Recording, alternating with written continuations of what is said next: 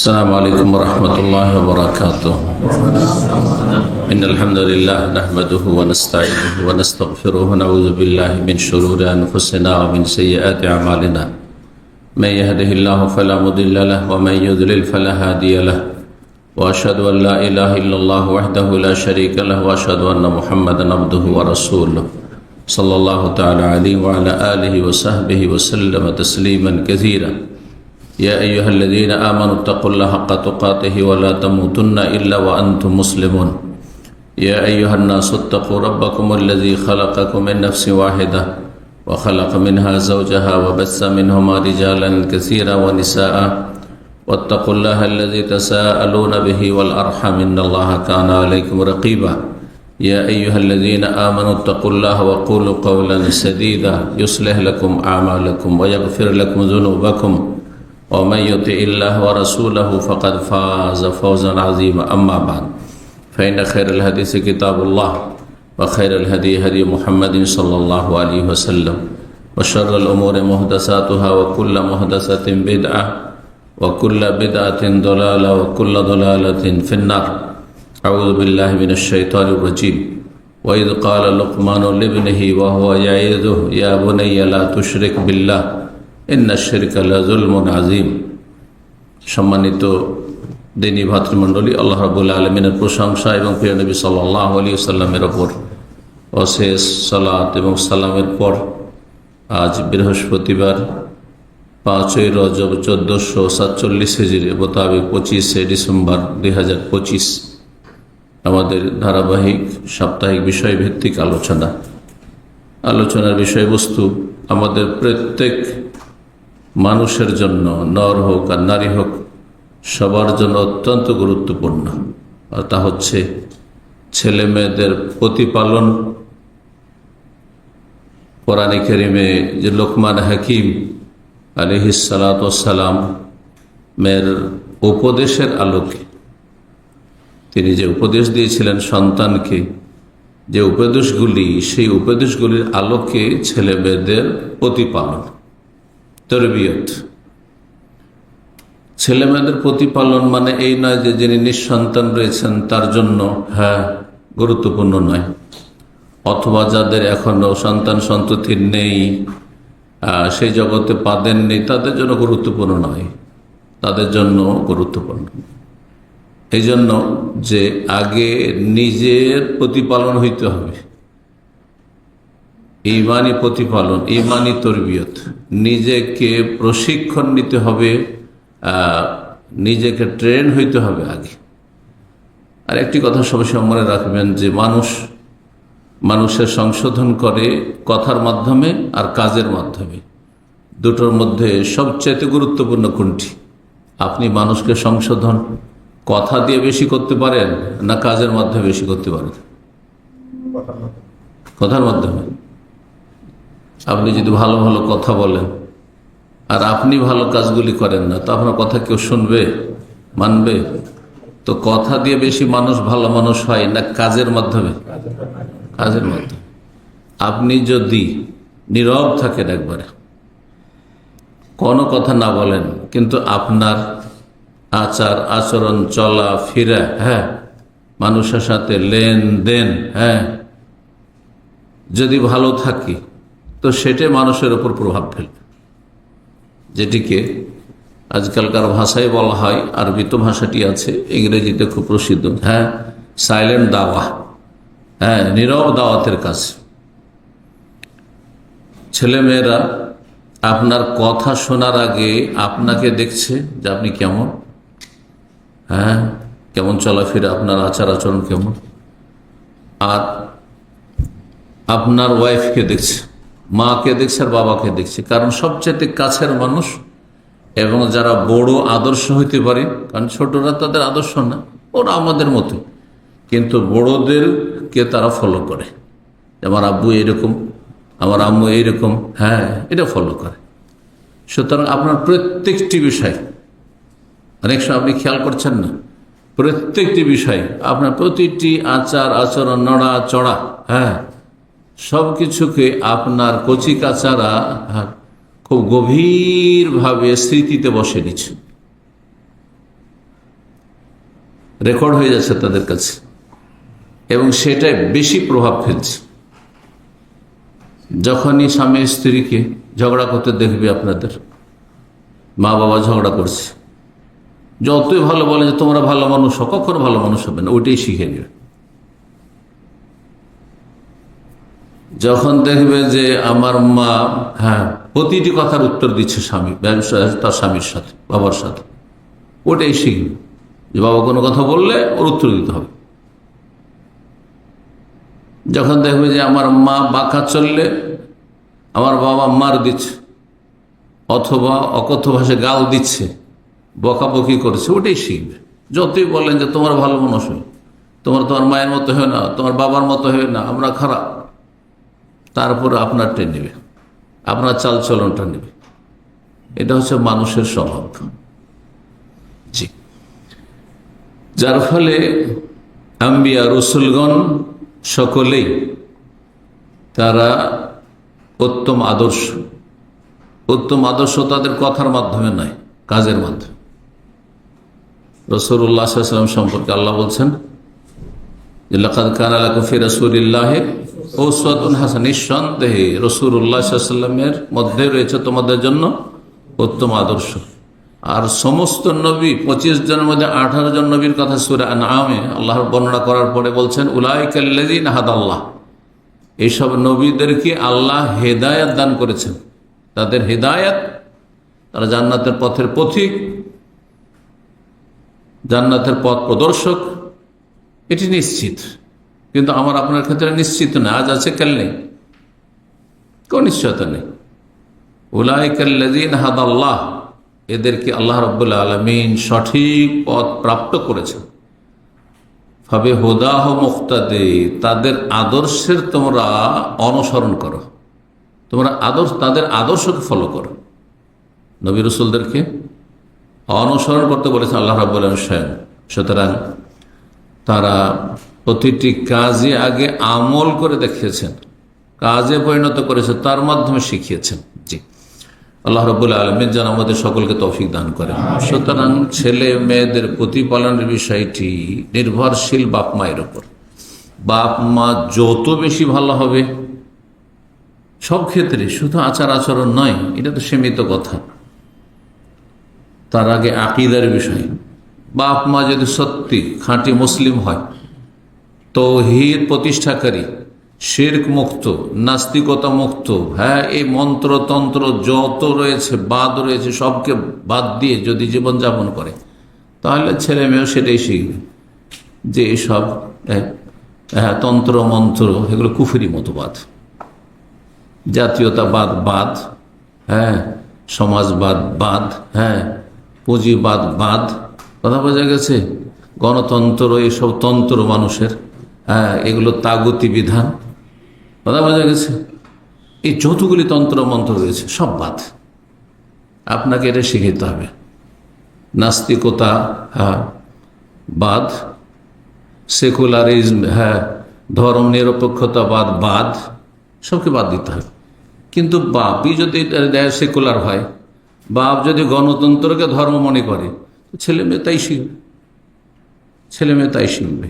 জি, তো এই জন্য আকীদার ক্ষেত্রে আপনাকে আদর্শ হইতে হবে, ইবাদত বন্দেগীর ক্ষেত্রে আদর্শ হইতে হবে। আপনি ফজরে ঘুমিয়ে থাকবেন আর ছেলে মেয়েকে হেফজখানা দিয়েছেন, মেলা আছে। কিন্তু আমি এখানে বেশ কিছু জানি যাদের দেখে চেনাই মুশকিল যে তারা যে মুসলিম, না জানা তাহলে চিনতে পারবেন না। কিন্তু আবেগ যে আমার ছেলেকে হাফেজ বানাবো, মেয়েকে পর্দার মধ্যে পড়াবো, স্কুলে পড়াবো, সহশিক্ষে পড়াবো না। মেয়েকে ভালো দেখতে চাই কিন্তু সে ভালো না, বুঝতে পারছেন? কি শিখবে আপনার ছেলে মেয়ে? যখন দেখবে যে আমার এই জন্য অনেক মাদ্রাসার ছেলেরা আধা নামাজি বেনামাজি, মাদ্রাসায় গেলে চাপের মুখে নামাজি, বাড়ি আসে নামাজ ছেড়ে দেয়। এটা আমাদের দেখা, দীর্ঘ 7 বছর শিক্ষকতার ময়দানে থেকেছি। কথা বুঝেছি? এরা মাদ্রাসায় ছুটি হলে সিনেমার যুগ ছিল, এখন তো পকেটে সিনেমা, মোবাইলে সিনেমা, তাই আগে সিনেমা দেখবে তারপরে বাড়ি যাবে। যখন ছুটি কাটিয়ে আসবে আগে সিনেমা দেখবে তারপর মাদ্রাসায় ঢুকবে। কারণ মাদ্রাসা গণ্ডি থেকে তো পারছে না, কিন্তু বাপ মা ওই টাইপেরই। কিন্তু একটু ধার্মিকতা আছে, ছেলে মেয়েকে ভালো করে মানুষ, আমরা যা হয়েছি গরু ছাগল যা হয়েছি, কিন্তু ছেলে মেয়েগুলো ভালো করবো। হ্যাঁ, এদের ছেলে মেয়ে সাধারণত ভালো হয় না। আল্লাহ বুঝার আমল করার তৌফিক দান করে। ইবাদত বন্দেগীর ক্ষেত্রে, আখলাক চরিত্রের ক্ষেত্রে, লেনদেনের ক্ষেত্রে, যখন বাপকে দেখে যে কারো কাছে একটা পয়সা ধার কর্জা করতে যায় না, আর যদি কারো কাছে নেই তো ওয়াদা করলে সময়ের আগে নিজে দিয়ে আসে। আপনার ছেলে মেয়ে দেখছেন এগুলো, শুনছেন না যে আমার আব্বা এরকম, তো আব্বা দেখছে 1 সপ্তাহ 5 দিনের মধ্যে দিয়েছে। হ্যাঁ, আর যখন দেখবে যে কতবার আসছে ওই লোক, কিসের জন্য? আমার আব্বার কাছে টাকা পাবে সেই জন্য, মায়ের কাছে এই টাকা পাবে সেই জন্য, আর বলছে আচ্ছা ঠিক আছে সামনের সপ্তাহে দেবো, আবার সামনের সপ্তাহে আচ্ছা দিতে পারলাম না, আবার সামনের সপ্তাহে দেবো। কি শিখবে আপনার কাছ থেকে? কি তরবিয়ত নেবে আপনার কাছ থেকে ছেলে মেয়ে? আল্লাহ যেন আমল করার তৌফিক দান করেন। আমলের মাধ্যমে, কথার আগে আমলের মাধ্যমে নিজের তরবিয়ত করতে হবে আর নিজের ছেলে মেয়ের তরবিয়ত করতে হবে। তো লোকমান হাকিম তিনি নবী ছিলেন এরকম কোনো প্রমাণ নেই, কিন্তু তিনি আল্লাহর নেক বান্দা ছিলেন, কথা হাদিসে রয়েছে। এই জন্য সতর্কতামূলক আলাইহিস সালাম না বলে যদি রাদিয়াল্লাহু আনহু বলেন, রাহিমাহুল্লাহ বলেন, তো বেশি ভালো। এমনিতে আলাইহিস সালাম কাউকে বলতে অসুবিধা নেই, আমরা সালাম বলছি না, আসসালামু আলাইকুম বলছি তো, কিন্তু যেহেতু আলাইহিস সালাম বললে সাধারণ মানুষ বুঝবে যে মনে হয় নবী, কারণ নবীর ক্ষেত্রে আমরা ইব্রাহিম আলাইহিস সালাম, মুসা আলাইহিস সালাম বলছি, তাই না? এই ভুল ধারণা থেকে মানুষকে বাঁচানোর জন্য আপনি বলবেন না, নয় ইবনে সালামের শান্তির দোয়া দেওয়াতে কোনো দোষ নেই। ঠিক ওই রকমই যেমন সাহাবায়ে কেরামদের সম্পর্কে রাদিয়াল্লাহু আনহু, এটা সাধারণ মুসলিমেরাও জানে, তাই না? কিন্তু কোনো ইমামকে যদি রাদিয়াল্লাহু আনহু বলেন তো জায়েজ আছে, একজনকে বললে জায়েজ হবে না, কিন্তু সবাইকে যদি বলেন, আবু হানিফা, শাফি, মালিক, আহমদ 4 জনকে বলেন, ইমাম বুখারী, মুসলিম সবাইকে বলেন তো জায়েজ আছে। কিন্তু বিশেষভাবে শুধু আপনি যে মযহাবের মুকাল্লিদ, আপনার ইমামকে শুধু বলেন, ওইটা জায়েজ নয়। কেন? পার্থক্য কেন? যে আপনি শাফি, সেজন্য ইমাম শাফি রাদিয়াল্লাহু আনহু, আর আপনি মালিকি নন, তখন ইমাম মালিক রাহিমাহুল্লাহ, কেন? তখন জায়েজ নয়। বুঝতে পেরেছেন? কিন্তু সাধারণ লোকরা ভাববে যে উনিও কি সাহাবী নাকি, যে রাদিয়াল্লাহু আনহু বললেন উনি, যার ফলে না বলাটা বেশি ভালো। কার জন্য রাদিয়াল্লাহু আনহু? সাহাবীদের জন্য, যাতে জনগণ সহজে বুঝে নেই যে উনি হচ্ছেন সাহাবী। কারণ সাহাবীর কয়জনের নাম জানেন আপনি? অনেক সাহাবী, অপ্রসিদ্ধ সাহাবী, যাদের ক্ষেত্রে আমরা অনেক সময় সন্দিহান হয়ে যাই, ইনি সাহাবী না তাবী, সাহাবীর সন্তান। 1 লাখের বেশি সাহাবায়ে কেরাম, তার মধ্যে কিছু কিছু সাহাবী আছে হয়তো একবার কখনো দেখা হয়েছে নবী সাহেবের সাথে, অথবা বাল্য জীবনে 2, 4, 5 বছর বয়স ছিল, তখন নবী সাহেব ইন্তেকাল হয়ে গেছে, তাহলে তাদের ক্ষেত্রে সন্দেহ হয় স্বাভাবিক। তো যখনই রাদিয়াল্লাহু আনহু শুনবেন তখন বুঝবেন যেন উনি সাহাবী। যাই হোক, লোকমান হাকিম আল্লাহর নেক বান্দা ছিলেন, যেমন হাদিসে রয়েছে। এই নেক বান্দা তিনি বেশ কিছু উপদেশ দিয়েছিলেন। তিনি আফ্রিকার মানুষ ছিলেন, তার জীবনে তো বলা হয়েছে তিনি আফ্রিকার মানুষ ছিলেন। আফ্রিকা, সুডান আফ্রিকা, হাবাসা, আবেসিনিয়া আফ্রিকা, তাই না? তো এইসব অঞ্চলের মানুষ ছিলেন। লোকমান হাকিম তার ছেলেকে বেশ কিছু উপদেশ দিয়েছিলেন, গুরুত্বপূর্ণ, যেই উপদেশগুলি কোরআনে কারিমে আল্লাহ রাব্বুল আলামিন সূরা লোকমানে, একটি সূরার নামই হচ্ছে সূরা লোকমান, তার নামে নামকরণ হয়েছে, তাতে আল্লাহ বর্ণনা করেছেন। কেন আল্লাহ বর্ণনা করলেন? আল্লাহ রাব্বুল আলামিন তার কথা বর্ণনা করবেন, কিন্তু কোন একজন ভালো মানুষের উপদেশগুলি বর্ণনা করছেন, এই জন্য সেগুলি হচ্ছে চমৎকার উপদেশ, এবং সেই উপদেশগুলি আল্লাহ রাব্বুল আলামিনের বিধানে স্বীকৃত। সেজন্য আল্লাহ রব্বুল সেগুলি বর্ণনা করেছেন। যখন রব্বুল আলামিন বর্ণনা করে দিলেন, তখন সেগুলি আর লোকমান হাকিমের কথা থাকলো না, তা কার কথা হয়ে গেল? কালামুল্লাহ, আল্লাহর বাণী। সেগুলি আল্লাহর বাণী। সুতরাং লোকমান হাকিমের উপদেশের আলোকে যেই কথাগুলি স্বয়ং রব্বুল আলমিনের, যেহেতু কোরআনে কারিমে আল্লাহর কালামে আল্লাহ স্বয়ং বর্ণনা করেছেন, সেই উপদেশগুলি সেগুলি হচ্ছে ওহির উপদেশ, আসমানি সিলেবাস। এখান থেকে আমরা 6টি তরবিয়তি উপদেশ নিতে পারি। এই 6টি পয়েন্ট আপনাদের সামনে আজকে বর্ণনা করব। এই 6টি উপদেশে আকীদা শামিল রয়েছে, ইবাদত বন্দেগী শামিল রয়েছে, আখলাক চরিত্র আচার আচরণ শামিল রয়েছে। আর এই 3টি সমষ্টি নাম হচ্ছে ইসলাম। আপনার ধর্মীয় বিশ্বাস আকীদা ভালো, আকীদায় শিরক নেই, বেদাত নেই। আর ইবাদত বন্দেগীতে ফরজ ওয়াজিবে ঘাটতি নেই, হারাম নাজায়েজ কিছু নেই। আর আখলাক চরিত্রে মানুষের সাথে লেনদেনের ক্ষেত্রে কোনো রকমের ত্রুটি নেই, অপরাধ নেই, অন্যায় নেই। তাহলে আপনি পারফেক্ট মুসলিম। উদখুলু ফিস-সিলমি কাফা, ইসলামে পূর্ণরূপে আপনি প্রবেশ করতে পেরেছেন। বাস বর্ডারের কাছে না আসলে হলো, কারণ বর্ডারের কাছে আসলে বিপদ। কখন অজান্তে বর্ডার ক্রস করে গেলে আসামির কাঠগড়ায় চলে যেতে হবে, হ্যাঁ, জেল হাজতে চলে যেতে হবে। ঠিক ওইরকম আল্লাহর জেল হাজত হচ্ছে জাহান্নাম, বর্ডারে যাওয়া যাবে না। এই জন্য কোরআনে কারীম আল্লাহ রাব্বুল বর্ডার থেকে সাবধান করেছেন, ওয়া তিলকা হুদুদুল্লাহি ফালা তা'তাদুহা। এ হচ্ছে আল্লাহর সীমানা, এই সীমা লঙ্ঘন করিও না, বর্ডার ক্রস করিও না। ফালা তা'তাদুহা, অন্য আয়াতে ফালা তাকরাবু, ধারে কাছে যেও না, বর্ডারের কাছে যেও না। বর্ডারের কাছে বাস করা যে কি ঝুঁকিপূর্ণ, যারা বর্ডারে বাস করে তারাই জানে, আমরা জানি। আমার গ্রামের বাড়ি মাত্র 1 কিলোমিটার দূরে ছিল একসময়, চাঁপাইনবাবগঞ্জের বর্ডারে। ভালো মানুষদের বাসই নয় সব এলাকা, পেরেশানি শেষ নেই। যেতাম সৌদি আরব থেকে, সৌদি আরবের সামান নিয়ে হয়তো গেলাম, কখনো সামানটা আমার ব্যাগে আছে, আবার নিয়ে আসছি। হ্যাঁ, সামনে হ্যাঁ বিএসএফ বলে এটা চেক করবো আমরা। বাস ছুটে যাচ্ছে, আমার ট্রেন ছুটে যাবে, আবার চেক করে বসে দেখলাম যে এসব এলাকা ভালো মানুষের বাসা নাই। এগুলো তো যে ব্ল্যাক করে বেড়ায় 2 নম্বরই কাজ। বাংলাদেশের পণ্য ভারতে ঢুকাবে, ভারতেরটা বাংলাদেশ ঢুকাবে, আর না হয় চুরি বাটপারি করবে। হ্যাঁ, ওদের জায়গা এগুলো, রাগ করবেন না যারা বর্ডারে বাস করেন। কিন্তু ভালো মানুষ, হ্যাঁ, মান সম্মানের সাথে বাস করে এসব এলাকা মুশকিল। উদাহরণ দিতে যাচ্ছিলাম যে আল্লাহর দিনের বর্ডারের কাছে গেলে ওই রকমই, জি, মান ইজ্জত নষ্ট হবে, মানে আল্লাহর আযাবের সম্মুখীন হইতে পারে। হারামে চলে গেলেই আল্লাহর আযাবের সম্মুখীন হবে। জি, আল্লাহ বোঝার তৌফিক দান করেন। মানুষ জুলুম করে কিন্তু আল্লাহ জুলুম করেন না। কিন্তু আপনি জুলুম করবেন যে বর্ডারের কাছে গেলেই দেখে লাগবে ভালো, তখন ওইদিকে ঢুকে পড়বে, ওইদিকে বেনিফিট, হ্যাঁ, তখন আপনি ফেঁসে যাবেন। তো এই উপদেশগুলি কোরআনে কারিমে আল্লাহর বর্ণনা করে সূরা লোকমান আয়াত নম্বর 13 থেকে 19। কয়টি আয়াত? 13 থেকে 19, হ্যাঁ, 6টি না 7টি?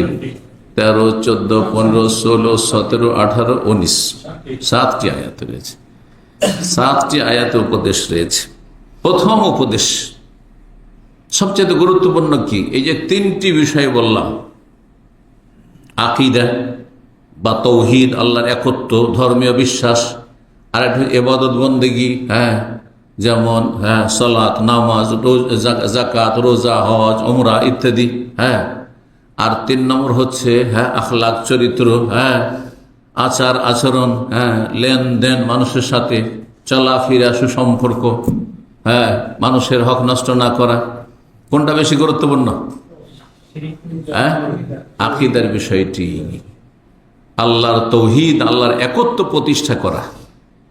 এবং আল্লাহর একত্ব বিরোধী যতগুলি বিষয় রয়েছে, শিরক হোক, নাস্তিকতা হোক, কুফরি হোক, অথবা কপটতা, মুনাফিকি হোক, আকীদার সমস্ত কিছু থেকে, মানব রচিত যা কিছু ধর্মকর্ম হোক, অথবা মানব রচিত হ্যাঁ কোনো রাষ্ট্রীয় আইন কানুন হোক, সবগুলি হচ্ছে তৌহিদ পরিপন্থী, ইসলামী আকীদা পরিপন্থী। যেমন মানব রচিত ধর্মকর্ম হচ্ছে পীরতন্ত্র। এক শ্রেণীর লোকেরা মানব রচিত বলে শুধু ওই রাষ্ট্রীয় আইন কানুনের যেগুলো মানব রচিত রয়েছে সেগুলির আলোচনা করে, কিন্তু তাদের নিজের আকীদাতে শিরক, বেদাত আর সুফি ইজমের গুমরাহি ঢুকে আছে। অথচ একটা ধর্মীয় পোশাক পরে আছে আর একটা বেধর্মিতার পোশাক পরে আছে। কাকে দেখে মানুষ বেশি প্রতারিত হবে? ওর কথা বুঝছেন না? একজন লোক আমার মতো দাঁড়িয়ে রাখে আর ঢিলা ঢালা জুব্বা আর তারপর তার সাথে আলখাল্লা লাগিয়ে আছে আর মানুষকে বিভ্রান্ত করছে। আর আরেকজন প্যান্ট শার্ট টাই ফাই দিয়ে আর তার টাকানার নিচে কাপড় আর মুখে নেই দাড়ি, সে যদি মানুষকে ধর্মের নামে বা কোনো কিছু বিভ্রান্তিকর কথা বলে, কার দ্বারা বেশি মানুষ ধোঁকা খাবে? হ্যাঁ, যে ধর্মীয় পোশাক পরে আছে, ঠিক কিনা? তাই পীর মুরিদিটা হচ্ছে ধর্মীয় পোশাক। হ্যাঁ, ধর্ম বলে আপনাদের সামনে পেশ করে আপনাদেরকে গুমরা করে জাহান্নামের রাস্তায় নিয়ে গেছে। আর মানুষের তৈরি করা যে সব রাষ্ট্রীয় আইন কানুন রয়েছে, সেটা দেশ পরিচালনার ক্ষেত্রে হোক অথবা আদালতের বিচার আচারের ক্ষেত্রে হোক, মানব রচিত যেগুলো, মন গড়া যেগুলো কথা, ইসলাম পরিপন্থী যেসব বিষয়গুলি, সেগুলি সবাই জানে যে এগুলি কাফেররা তৈরি করে দিয়েছে। আর এক শ্রেণী মুসলিমরা যারা কাফেরদের হয়ে অনুসরণকারী, কাফেরদের অন্ধ অনুসারী, কাফেরদের ভক্ত আর দিন সম্পর্কে মূর্খ, তারা সাদরে গ্রহণ করে নিয়েছে। একজন আলেম কখনো গ্রহণ করবে না এগুলো, যদি সত্যিকার আলেম হইতে হয়, কোরআন সুন্নাহর জ্ঞান রাখতে হয়। তাহলে এই গুমরাহি থেকে বেঁচে থাকা সহজ। কিন্তু ধর্মীয় পোশাক পরে যে গুমরাহিটা এসছে, এই গুমরাহির ক্ষেত্রে যদি সজাগ না, সাধারণ মানুষ তো বুঝতে পারবেন না। কারণ তারাও আধ্যাত্মিকতার নামে, রুহানিয়াতের নামে, আত্মার পরিশুদ্ধির নামে, ভালো মানুষ বানাবার নামে মুরিদ বানাচ্ছে আর শিরক করাচ্ছে, কুফরি করাচ্ছে, মাজার পূজা করাচ্ছে। ধোঁকা খেয়ে যাবেন সেখানে যদি ইসলামের জ্ঞান না থাকে। তাহলে তো এই জন্য প্রথম যে তরবিয়তটি, নিজের তরবিয়ত বলবেন না, কিন্তু আগে নিজেকে প্রশিক্ষণ প্রাপ্ত করা, নিজে ট্রেন হওয়া, তারপরে ছেলে মেয়েকে ট্রেন করা। তাহলে আপনার ছেলে মেয়ে ভালো হবে। আপনি যেমন রঙের, সেই রঙে আপনি রঞ্জিত করতে চেয়েছেন আপনার ছেলে মেয়ে, এটা সহজ। কিন্তু আপনার কালার আলাদা আর ছেলে মেয়েকে অন্য কালারে আপনি রঙাতে চান, এটা সম্ভব না। এটা খুব কঠিন। ব্যতিক্রম যদি আল্লাহর চূড়ান্ত ফয়সালা থাকে যে স্পেশাল আল্লাহ কোন দিয়ে আল্লাহ রাব্বুল আলামিন গোবরে পদ্ম ফুল তৈরি করে, সেটা ভিন্ন বিষয়। তো প্রথম যে তরবিয়ত, সেটি হচ্ছে তৌহিদের তরবিয়ত। ছেলে মেয়েদের প্রতিপালন হইতে হবে কিসের ওপর? তৌহিদ, আল্লাহর একত্ব বিশ্বাস করা, একত্বের স্বীকৃতি দেওয়া, তৌহিদের স্বীকৃতি দেওয়া, তৌহিদের ঘোষণা করা, শাহাদাত দাও, সাক্ষ্য দাও, তৌহিদের জীবনের প্রতিটি ক্ষেত্রে প্রতিষ্ঠা করা এবং তৌহিদ পরিপন্থী বিষয়গুলি থেকে মুক্ত থাকা, বেঁচে থাকা। আর তা হচ্ছে শিরক, কুফর এবং নেফাক। এটি হচ্ছে ইমানি তরবিয়ত। তাহলে প্রথম তরবিয়ত হচ্ছে ইমানি তরবিয়ত, আকিদার তরবিয়ত। এই শিক্ষা কোন আয়াতে রয়েছে? আয়াত নম্বর 13 সূরা লোকমানের। ওয়াইয ক্বালা লোকমানু লিবনিহি ওয়া হুয়া ইয়াইযুহু। স্মরণ করো যখন লোকমান তার সন্তানকে বলেছিল, ওয়া হুয়া ইয়াইযুহু, উপদেশ দিতে গিয়ে, ছেলেকে উপদেশ দিচ্ছে। এখনো মগজ মস্তিষ্ক কচি হয়ে রয়েছে। চারা গাছকে আপনি যেভাবে মানুষ করেন সেভাবে মানুষ, কচি গাছপালা যেমন ভাবে করবেন সেমন হবে, সোজা করতেন সোজা হবে, বাঁকা করেন বাঁকা হয়ে যাবে। কিন্তু গাছ পাকা হয়ে যাওয়ার পরে ও আর বাঁকা থাকলে সোজা হবে না, আর সোজা থাকলে বাঁকা করতে পারবেন না আপনি। জি, এই জন্য কচি কাচারা হচ্ছে কাদা মাটির মতো। কাদা মাটি দিয়ে যা ইচ্ছা তাই তৈরি করতে পারেন, কিন্তু মাটি শুকিয়ে যাওয়ার পরে অথবা সেটা আপনার পুড়িয়ে নেওয়ার পরে ওটাকে এদিকে সেদিকে কিচ্ছু করতে পারবেন না, যা আছে তাই থাকবে। ছোট থেকে যারা ইমানি তরবিয়ত নেবে, সেই তরবিয়ত ফলপ্রসূ হবে, স্থায়ী হবে, দীর্ঘায়িত হবে। ওয়াজ করছেন, উপদেশ দিচ্ছেন ছেলেকে, কি বলে? ইয়া বুনাইয়া, হে প্রিয় বৎস, লা তুশরিক বিল্লাহ, আল্লাহর সাথে শিরক করিও না। শিরক হচ্ছে তাওহীদ ধ্বংসকারী, আল্লাহর একত্ব ধ্বংসকারী।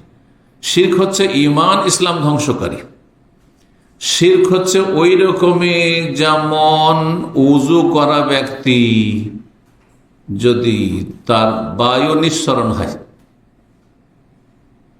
তাহলে ওযু শেষ, তারপরে যে সারা জীবন নামাজ পড়তে থাকেন, সেজদায় পড়ে থাকেন, সব নফল পড়েই যাচ্ছে, সারা রাত নফল পড়ছেন, কিন্তু আপনার ওযু নষ্ট হয়ে গেছে, নামাজ হবে?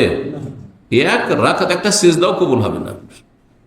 ঠিক ওই তৌহিদ নেই আর সমস্ত আমল করছেন, হজ উমরা প্রতি বছর কয়েকটা করে উমরা আর হজ, অনেক পয়সাওয়ালা আছে প্রতি বছর হজ আসে, কিন্তু আকীদা শিরকি আকীদা, নাস্তিকতার আকীদা, সেকুলার আকীদা, মাজার পূজার আকীদা, হ্যাঁ, হুলুল ওয়াহদাতুল ওজুদের আকীদা, যতগুলো ঈমান পরিপন্থী আকীদা, তাহলে কোনো লাভ নাই। আকীদার পরিশুদ্ধি হইতে হবে। লা তুশরিক বিল্লাহ, আল্লাহর সাথে শরীক করিও না, কাউকে অংশীদার স্থাপন করিও না। আল্লাহর জাত সত্তাতে হোক, আর আল্লাহর কাজে হোক, আর আল্লাহর ইবাদত বন্দেগীতে হোক, আল্লাহর নাম গুণাবলীতে হোক, কোনো কিছুতে হোক না কেন। ইন্না শিরকা লাযুলমুন আযীম, নিশ্চয় শিরক হচ্ছে সবচেয়ে বড় অপরাধ। জুলমুন আযীম, মহা অপরাধ, ওর চেয়ে বড় কোনো অপরাধ নেই। ওর সমান, শিরকের সমান হচ্ছে কুফরি। কেউ বলছে আল্লাহ নেই, আর কেউ বলছে তিন আল্লাহ আছে। খ্রিস্টানরা বলছে তিন এলা আছে, হ্যাঁ, হিন্দুরা বলছে 33 কোটি দেবতা আছে, বুঝছেন না? আর যারা বলছে যে হ্যাঁ কলুবুল মুমিন আরশুর রহমান, পীরতন্ত্রের কথা বলি, তাদের শিরকের কথা বলি। মুমিনের কলব হচ্ছে আল্লাহর আরশ, মুমিনের কলব হচ্ছে আল্লাহর আরশ। এটা কারা বলছে? হিন্দু, খ্রিস্টান, ইহুদি, বুদ্ধিস্ট, এটা মাদার পূজারীরা, এরা পীর পূজারীরা বলছে যে মুমিনের কলব নাকি আল্লাহর আরশ, তাহলে যত কল্লা তত আল্লাহ। তাহলে হিন্দুরা তো 33 কোটি বলছে, তারপরে তো তার চাইতে বেশি বাড়িয়ে দেবেন, কারণ কত 33 কোটি চাইতে অনেক বেশি, তাই না? হ্যাঁ, তাহলে চিন্তা করুন আপনি কোথায় আছেন, তাহলে চিন্তা। অথচ জাতি তো মুসলিম, কিন্তু আকীদায় মুসলিম না আপনি। ইন্না শিরকা লাযুলমুন আযীম, শিরক হচ্ছে সবচেয়ে বড় অপরাধ।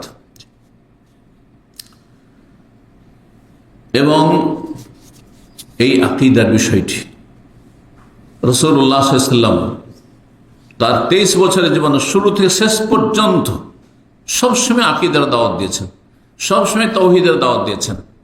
অনেকে ইসলাম বুঝতে গিয়ে ভুল করে, অনেক বক্তারা বলে যে নবী সাল্লাল্লাহু আলাইহি ওয়াসাল্লাম মক্কাতে তাওহীদের দাওয়াত দিয়েছেন, মদিনায় দেননি। যার প্রথম দাওয়াত শুরু করেছেন ইয়া আইয়ুহান নাস কুলু লা ইলাহা ইল্লাল্লাহ, হে মানব সকল, আল্লাহ ছাড়া কোনো সত্য মাবুদ নেই, এগুলো সব বাতিল ভ্রান্ত, এ কথা ঘোষণা করো, তুফলিহু, এতেই তোমাদের সফলতা রয়েছে। সূচনা হয়েছে ইসলামের দাওয়াতের মক্কায় এই বাক্য দিয়ে।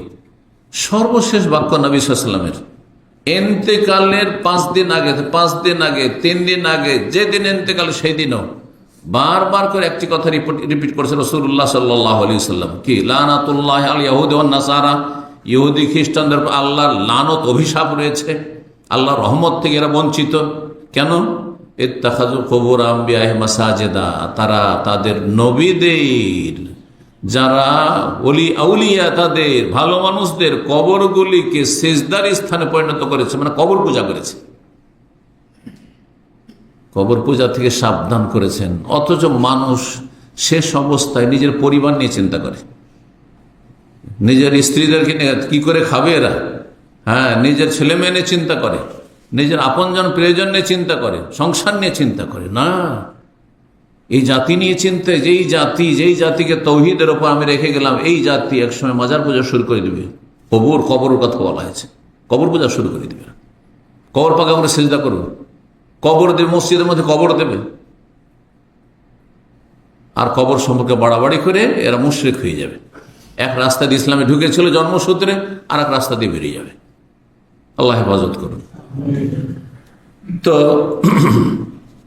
ঈমান আকীদা আমাদের হইতে হবে যারা আদর্শ, রাসূলুল্লাহ সাল্লাল্লাহু আলাইহি ওয়াসাল্লাম পরে কার আদর্শ, খাঁটি ইসলাম জানার জন্য কার আদর্শ? আজকালকার জামানার লোকেরা। কিন্তু যদি বলা হয় যে সাহাবায়ে কেরামগণ, তারা আজকালকার মতো দল ছিল, এত দল ছিল, 2টো দল ছিল সাহাবীদের যুগে, 3টা দল ছিল, কিছু ছিল না। কানান নাস উম্মাতান ওয়াহিদা, এক জাতি ছিল। সমস্ত সাহাবায়ে কেরামদের আকীদা ছিল তৌহিদি আকীদা, আল্লাহর একত্বের আকীদা, সমস্ত রকমের শিরক কুফরি মুক্ত আকীদা, বেদাত মুক্ত আকীদা। সুতরাং রাসূলুল্লাহ সাহাবায়ে কেরামগণ যেইভাবে ইসলামকে বুঝেছেন, যেইভাবে ইসলাম পালন করেছেন, যেভাবে ইসলামের কথাগুলি পেশ করেছেন, সেটা আমাদেরকে সামনে রাখতে হবে রাসূলুল্লাহ সাল্লাল্লাহু আলাইহি ওয়াসাল্লামের কথা কাজের পরে। জি, এই জন্য বিভিন্ন হাদিসে নবী সাল্লাল্লাহু আলাইহি ওয়াসাল্লাম সম্পর্কে সাহাবায়ে কেরাম বর্ণনা করছেন। নবী সাল্লাল্লাহু আলাইহি ওয়াসাল্লামের কবর হাদিস আছে না? আজকালকার মানুষরা কি বলছে? নবীর, বিশেষ করে বেদাতপন্থীরা কি বলছে? নবীর কবর বলছে। নবীর মাজার না, নবীর রওজা। নবীর হইলে রওজা হয়ে গেল, আর যদি পাকা কবর হয়, পীরদের হয়, তাহলে কি হয়ে গেল? ওটা মাজার হয়ে গেল। ওটাকেও কবর বলা যাবে না, হলে বেয়াদবি হয়ে যাবে। কিন্তু আপনার বাপ মা যে আপনার জনক, তাদের কবরগুলিও কবর হয়েই থেকে গেল, মাজার হওয়ারও চান্স পেল না। বুঝতে পারছেন? কোথা থেকে পেলেন ইসলাম? এই ইসলাম তো সাহাবায়ে কেরাম শিখে যাননি। মা আয়েশা রাদিয়াল্লাহু তাআলা আনহা, ঘরের মানুষ, সবচেয়ে প্রিয়তম নবী সাল্লাল্লাহু আলাইহি ওয়াসাল্লাম, তিনি বলছেন নবী সাল্লাল্লাহু আলাইহি ওয়াসাল্লাম কবর, নবী সাল্লাল্লাহু আলাইহি ওয়াসাল্লাম কবর। তিনি বলছেন মাতান নবী সাল্লাল্লাহু আলাইহি ওয়াসাল্লাম, নবী মারা গেছেন। আমাদের সে অধিকাংশ মুসলিমরা মনে করে যে হায়াতুন নবী, নবী বেঁচে আছেন। হায়াতুন নবী মানে কি? বেঁচে আছেন। মা আয়েশা বলছেন মারা গেছেন, আপনি বলছেন বেঁচে আছেন। আপনারটা ঠিক না আয়েশাটা ঠিক? চিন্তা করুন তো দেখি, তাহলে আপনি কোন ইসলাম পালন করছেন? আপনি কোন ইসলামে বিশ্বাসী? আপনি ভ্রান্ত ইসলামে বিশ্বাসী। এই ইসলাম আল্লাহ কবুল করবেন না আপনার থেকে। এই জন্য তরিকায় আসতে হবে সাহাবায়ে কেরামদের তরিকায়, যেটি রাসূলুল্লাহ সাল্লাল্লাহু আলাইহি ওয়াসাল্লামের ছেড়ে যাওয়া নির্ভেজাল খাঁটি তরিকা। এই মর্মে বেশ কিছু আয়াত রয়েছে। সূরা বাকারার 137 নম্বর আয়াত, আল্লাহ ফাইন আমানু বিমিসলি মা আমানতু বিহি, পরের লোকেরা যদি ঈমান নিয়ে আসে তোমাদের মতো ঈমান। আল্লাহ কোরআন নাযিল হওয়ার জামানে সম্বোধন করছেন কারাকে? সাহাবীরাকে, তাই না? তখন সাহাবীরা ছিলেন। তোমাদের মতো তাদের ঈমান যদি হয়, তাহলে আমাদের ঈমানটা কার মতো হইতে হবে? সাহাবীদের ঈমানের মতো। সাহাবীরা কি বলতেন যে নবী আলিমুল গায়ব, নবী হাজির নাজির? আরে মা আয়েশার মালা হারিয়ে গেছে, হ্যাঁ সফরে ছিলেন, হার ছিঁড়ে পড়ে গেছে, বাথরুম করতে গিয়ে মাঠে গিয়ে ছিঁড়ে পড়ে গেছে। আর যেমনই ছিঁড়ে পড়েছে, ওইখানে ওর উপরে ওট বসে গেছে। দুইবার হারিয়েছে, তার মধ্যে একবার ঘটনা এরকম, ওটটা বসে গেছে। নবী সাল্লাল্লাহু আলাইহি ওয়াসাল্লাম সাহাবায়ে কেরাম সবাইকে ওটা মাঠ খুঁজালেন, কিন্তু খুঁজে পাওয়া গেল না। হাদিস ফাবাসনাল বাইর, তারপর আমার উটটাকে উঠালাম যে চলো চলে যেতে হবে, হার আর পাওয়া গেল না। যখন উটটাকে দাঁড় করলাম, ফাওয়াজাদানাল ইকদা তাহাতা, উটের পেটের তলায় মালাটি পড়ে পেলাম, পড়ে আছে। যেই নবী উটের পেটের তলায় মালা পড়ে আছে জানেন না, তিনি নবী আলিমুল গায়ব, আপনার খবর রাখছেন, আমার খবর রাখছেন, আমার আমল সম্পর্কে অবগত, আপনার আমল সম্পর্কে অবগত। এসব কথা আমাদের দেশে আকীদা, অধিকাংশ মুসলিমদের আকীদা এগুলো, যে নবী সব জানছেন আমাদের। নবী নাকি হাজির নাজির, হাজির হয়ে যান নাকি? নাউযুবিল্লাহ। নাজির মানে সবকিছু নাকি দেখছেন। এগুলো সাহাবীদের আকীদা ছিল না, সব শিরকি আকীদা। তো আল্লাহ বলছেন যদি তারা তোমাদের মতো ইমানদার হয়, ফাইন আমানু বিমিসলি মা আনফাকাতু, তাহলে হেদায়েত পাবে, তাহলে হেদায়েত, তাহলে জান্নাতের রাস্তা। আর না হলে নয়। ওয়াইন তাল ফাইনহু ফি শিকাক, আর যদি অন্য রাস্তা ধরে সাহাবীদের তরিকা বাদ দিয়ে, তাহলে তারা বিভিন্ন বিরোধে রয়েছে, ইসলাম বিরোধিতায় রয়েছে তারা। ফাসায়াকফিকাহুমুল্লাহ, আল্লাহ তাদের প্রতিহত করার জন্য যথেষ্ট, তাদের অনিষ্টতে রক্ষা করার জন্য যথেষ্ট। সূরা নিসা 115 আল্লাহ বলছেন ওমাই ইউশাকিকির রাসূল মিন বাদি মা তাবায়্যানা, কেউ যদি রাসূলুল্লাহ সাল্লাল্লাহু আলাইহি ওয়াসাল্লাম বিরুদ্ধাচরণ করে, অথচ হেদায়েত কোরআন হাদিস দিয়ে স্পষ্ট হয়ে গেছে, ওহী আছে, কোরআন হাদিস সুরক্ষিত আছে মানুষের কাছে, বিভিন্ন ভাষায় অনুবাদ হয়ে গেছে, ব্যাখ্যা হয়ে গেছে। ওয়াত্তাবি গায়রা সাবিলিল মুমিনিন, মুমিনদের রাস্তা বাদ দিয়ে অন্য রাস্তা যদি ধরে, তো সেই যুগের মুমিন ছিল সাহাবীরা, সাহাবীদের রাস্তা বাদ দিয়ে অন্য রাস্তায় চলছেন আপনি। সাহাবীদের যুগে দেখান যে একজন সাহাবী মিলাদ করেছে, একজন সাহাবী শবে বরাতের রাত্রে নফল পড়েছেন, দেখান। একজন সাহাবীর নিয়ত পড়ে নামাজ শুরু করেছেন, হয়তো দিয়ে নামাজ শুরু করেছেন। একজন সাহাবী সম্মিলিত মোনাজাত করেছেন, আর বাকি মুক্তাদির আমিন আমিন বলেছেন। দেখান দেখি কোথাও। দেখাবেন না আর সঠিকটা মানবেন না। ধর্মের ক্ষেত্রে গরজ নাই, শুধু পেটেরই গরজ। তাহলে পেটই পাবেন, জান্নাত পাওয়া যাবে না। আপনাকে আগে আপনার ধর্মকর্ম, জান্নাতটাকে সবচেয়ে বড় গরজ বানাইতে হবে। আমি জান্নাতের রাস্তা আমি নিশ্চিত কিনা আমার জন্য। আল্লাহ বুঝার আমল করা তৌফিক দান করেন। যদি রাসূল সাল্লাল্লাহু আলাইহি ওয়াসাল্লামের কেউ নাফরমানি করে, বিরুদ্ধে চলে, ওয়াত্তাবি গায়রা সাবিল, মুমিনদের রাস্তা বাদ দিয়ে অন্য রাস্তায় চলে, নুয়াল্লিহি মা তাওয়াল্লা, আল্লাহ বলছেন আমি জবরদস্তি হেদায়েত করব না, যেদিকে যাবে সেদিকে ঘুরিয়ে দেব। নুসলিহি জাহান্নাম, জাহান্নামে ঢুকিয়ে দেব। আল্লাহ বলছে নুসলিহি জাহান্নাম, স্পষ্ট। আল্লাহু আকবার। আল্লাহ বুঝার তৌফিক দান করেন। এক নম্বর তরবিয়ত তাহলে, হ্যাঁ, ছেলে মেয়েদের ক্ষেত্রে, নিজেদের ক্ষেত্রে কিসের? তৌহিদ তরবিয়ত, আকীদার তরবিয়ত। 2 নম্বর তরবিয়ত হচ্ছে আল্লাহর পরে সবচেয়ে বেশি কার হক? আল্লাহর হক এর সাথে স্বামীর হচ্ছে রসুলের হক। তো আল্লাহ এবং রসুলের হকের পরে কার হক বেশি? পিতা মাতার হক, তাই না? এই জন্য কয়েকটি আয়াতে কোরআনে কারিমে আল্লাহ রাব্বুল আলামিন আল্লাহর ইবাদতের পরেই বনা অবিল ওয়ালিদাইনে ইহসানা, আল্লাহ তা'বুদু ইল্লা ইয়াহু অবিল ওয়ালিদাইনে ইহসানা ওয়াবুদুল্লাহ ওয়া লা তুশরিকু বিহি অবিল ওয়ালিদাইনে ইহসানা। আল্লাহর ইবাদত করো, শিরক করিও না, আর তারপরে পিতা মাতার সাথে সদ্ব্যবহার করো, ভালো আচরণ করো। আর এটি ছিল দ্বিতীয় তরবিয়ত, দ্বিতীয় উপদেশ লোকমান হাকিমের ছেলের জন্য। ওয়াসাইনাল ইনসানা বিওয়ালিদাইহি, আল্লাহ বলছেন লোকমান হাকিমের উপদেশটি, আমি আল্লাহ রাব্বুল আলামিন উপদেশ দিচ্ছি মানুষকে পিতামাতার সাথে সদাচরণ করার জন্য। কেন? পিতামাতার বড় এহসান, অবদান রয়েছে। হামালাথু উম্মুহু ওয়াহানান আলা ওয়াহান, মা এক কষ্টের ওপর আর এক কষ্ট, কষ্ট আর কষ্ট, কষ্ট আর কষ্ট, গর্ভধারণের কষ্ট, প্রসব বেদনার কষ্ট, তারপরে স্তন্যদানের কষ্ট, আর সে ছেলে এই কচি বাচ্চা কতবার যে পেশাব পায়খানা করেছে, কতবার যে বিছানা খারাপ করেছে, কতবার যে কাপড় খারাপ করেছে, সুবহানাল্লাহ, কতবার খেতে বসেছে, মায়ের রেখা আমরা দেখতে পাই, খেতে বসেছে, এক লোকমা মুখে দেয়নি, ক্ষুধার্ত হয়ে আছে, আর দুই বাচ্চা পেশাব পায়খানা করে দিল, কান্না শুরু করে ছুটে চলে যেতে হলো বাচ্চা দেখার জন্য। কত কষ্ট করেছে চিন্তা করুন তো দেখি, কত বছর কষ্ট করতে হয়েছে মাকে। মা ঘরে পরিচর্যা করেছে আপনার, আর বাইরের যত প্রয়োজন সব পূরণ করেছে বাবা। নাহলে মা পাবে কোথায়?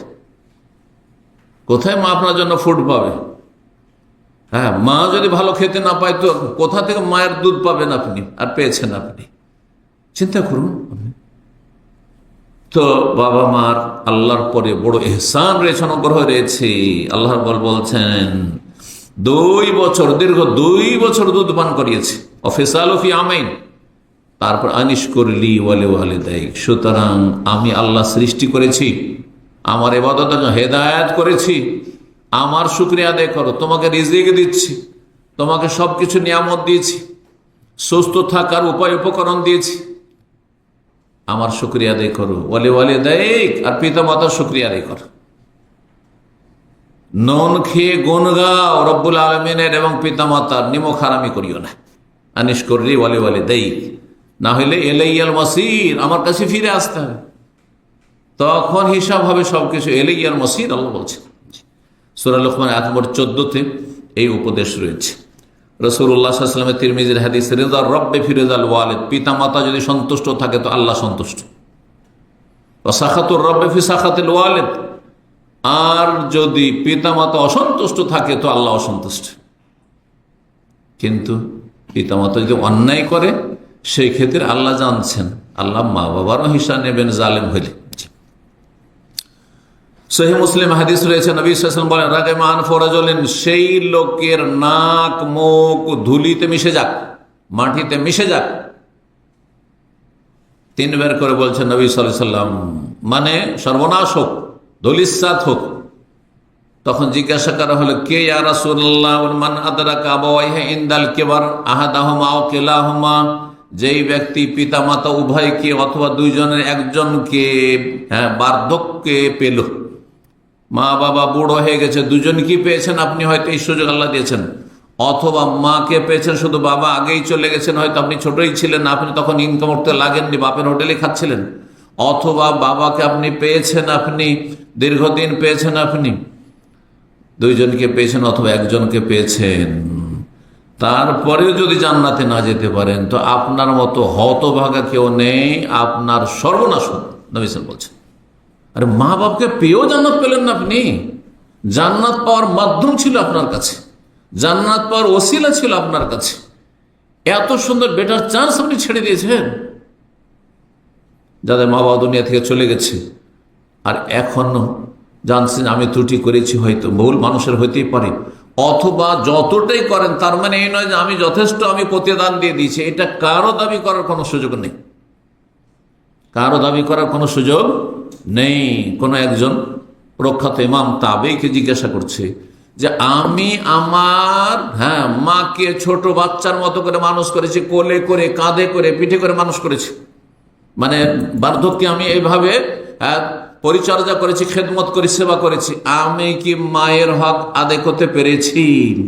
তখন বলেছে ওয়ালা তালকা ওয়াহিদা, তোমার ভূমিষ্ঠ হওয়ার সময় যে বারবার করে পেশাব বেদনা উঠছিল আর যে যন্ত্রণা হচ্ছিল তোমার মায়ের, একবার যে যন্ত্রণাটা এসেছে তার হকটা আদায় করতে পারোনি, বাকিটা তো দূরের কথা। কি যে প্রসব বেদনা হয়, নারী ছাড়া কোনো পুরুষ যেহেতু ভুক্তভোগী নয় বলতে পারবে না। সুবহানাল্লাহ, সুবহানাল্লাহ। দাঁতের ব্যথা হয়েছে, যাদের দাঁতের ব্যথা হয়েছে মনে রাখবে দুটো ব্যথা বরদাস্ত করার মতো নাই, অন্য যে কোনো শরীরের ব্যথা বরদাস্ত করা যায়, দাঁতের ব্যথা আর প্রসব বেদনার ব্যথা। দাঁতের ব্যথার চাইতে অনেক অনেক গুণে মারাত্মক হচ্ছে প্রসব বেদনার ব্যথা। কতবার ব্যথা উঠেছে, কতবার যে ছটপট করেছে, আর মরণকে চোখের সামনে দিচ্ছে, এই মরলাম, এই চলে গেলাম হয়তো, সুবহানাল্লাহ। কিন্তু বাচ্চার মুখ দেখার পরে সমস্ত কষ্ট ভুলে গেছে, সমস্ত কষ্ট ভুলে গেছে। এটা হচ্ছে মায়ের প্রকৃতি, মায়ের স্বভাব। কি করে এত কষ্ট ভুলে যায়, কি করে এত যন্ত্রণা ভুলে যায়, সুবহানাল্লাহ। আর তারপর আবার আদর স্নেহ করে আপনাকে কত মায়া করে যত্ন করে আপনাকে বড় করেছে, আমাকে বড় করেছে। আল্লাহ তাদের হক আদায় করার জন্য আমাদেরকে তৌফিক দান করেন। মাতা পিতার হক আদায় না করলে জাহান্নামে যেতে হবে। যদি ফরজ হকে ঘাটতি হয়ে থাকে, যদি তাদেরকে কষ্ট দিয়ে থাকেন অন্যায়ভাবে, তওবা করুন, ইস্তেগফার করুন, এবং তাদের ইন্তেকালের পরেও তাদেরকে বেশি বেশি নেকি পৌঁছানোর শরীয়তসম্মত তরিকা অবলম্বন করুন। বেদাতি তরিকা নয়, বেদাতি তরিকা নয়। আজকে একজন জিজ্ঞাসা করছে মক্কাতুল মুকাররমা থেকে যে আমার বাবা মারা গেছেন, তো আমার মা বেঁচে আছেন আর আত্মীয় স্বজন আছে, বলছে যে বাবার জন্য তো কিছু করা দরকার, তো এক কাজ করি, আমরা ভোজ ভাজ তো করলাম না, খাওয়াইলাম না গ্রামবাসীকে, তো যাদের সাথে বাবার নামাজ পড়তো মুসল্লিরা মসজিদে, ওদের একটু মিষ্টি মুখ করা যাক, দিয়ে মসজিদে মিষ্টি বিতরণ করেছে। বলছে এটা জায়েজ কিনা, আর এইটা করলে আমার বাবার কোনো ক্ষতি হবে কিনা, তারপরে যারা করেছেন তাদের কি হবে। আমি বললাম যে আপনার বাবা যদি এটার উপরে সন্তুষ্টি প্রকাশ করে গিয়ে থাকেন যে করিও আমার জন্য, তাহলে উনিও গুনাহগার, এই গুনাহতে শামিল, এ বেদাতে শামিল। আর যদি উনি এসব সমর্থন করতেন না, আর ওনার ইন্তেকালের পরে অজান্তে লোকেরা করেছে, যারা এতে শরিক, পয়সা দিয়ে শরিক, সময় দিয়ে শরিক, সমর্থন দিয়ে শরিক, সবগুলি গুনাহগার, এ বেদাতে লিপ্ত, হারাম কাজে, এবং সবগুলি গুনার কাজ করেছে, তাদের তওবা করা ফরজ। কেন মিষ্টি খাওয়াবেন আপনি, বা আমার মিষ্টি খাওয়াই আপনি জান্নাতে পাঠাবেন? এসব বেদাত কে শিখালো? এই জন্য আমার একটি আলোচনা রয়েছে, কোরআন সুন্নাহ মোতাবেক ইসালে সব, মাইয়াতকে, মৃত ব্যক্তি কেমন করে নেকি পৌঁছাবেন, শরীয়ত সম্মত তরিকা অবলম্বন করুন, যেই তরিকাতে কিছু নেকি আপনিও পাবেন আর আপনার বাপ মাও পাবে, প্রিয়জনরা পাবে। আর এমন তরিকা অবলম্বন করছেন খাসিরাত দুনিয়া ওয়াল আখিরাহ, আপনার টাকাও গেল আর আপনার জান্নাতও গেল, সব গেল। আপনার বাপেরও ফায়দা হলো না, মায়েরও ফায়দা হলো না, আপনারও ফায়দা হলো না, আপনাকেও জাহান্নামে যেতে হবে। আর বাপ মা যারা মৃত তারা যদি সাপোর্ট করে থাকে, সমর্থন করে, বাবা করিও আমার জন্য, তাহলে ওদেরকেও জাহান্নামে যেতে হবে। আল্লাহ বুঝার তৌফিক দান করুন। 3 নম্বর তরবিয়ত, সেটা হচ্ছে এহসানের তরবিয়ত। এহসান, হাদিসে এহসানের ভাষা রয়েছে। আর একটি ভাষা ওলামাদের আকীদার ভাষা মোরাকাবা, মানে আল্লাহকে আমি দেখছি। আর যদি এতটা ঈমান শক্তিশালী না হয় তা আল্লাহ তো সবসময় দেখছেন।